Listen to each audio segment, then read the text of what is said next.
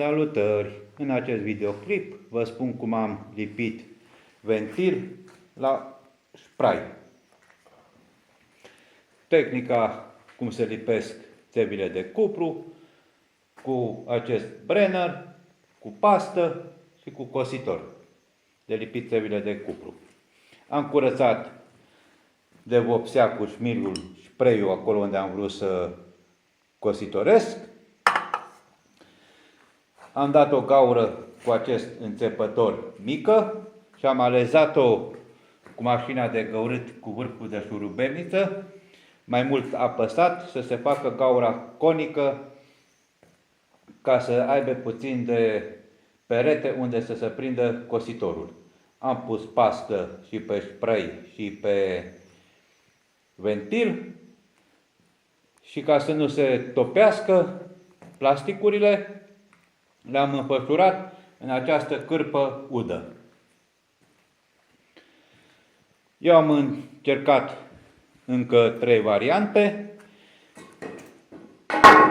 Una pe spray de aluminiu, tub de aluminiu, nu prinde cositorul, nu e bun.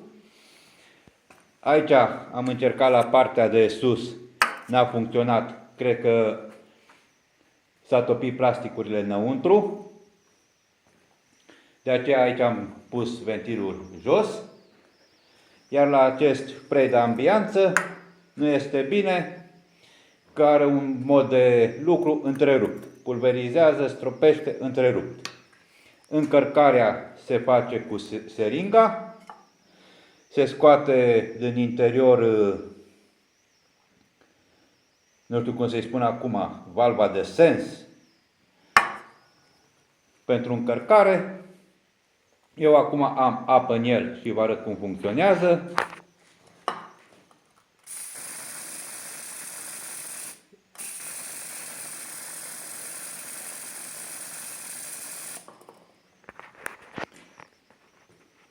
Se poate folosi încărcat cu benzină dacă dorim să spălăm vreun carburator, dar atunci trebuie un buton cu furtunaș care se găsește la spray-urile de curățat rucina sau chiar la spray-urile de curățat carburatorul. Unii dintre dumneavoastră cred că știți. Cu motorină, dacă dorim să spălăm vreun angrenaj mecanic. Cu apă, dacă dorim să facem vreo glumă să stropim pe cineva. Și cred că merge și cu vopsea bine diluată. Sper să vă placă videoclipul meu. Poate unora să vă fie de folos. Să-mi dați like. Salutări!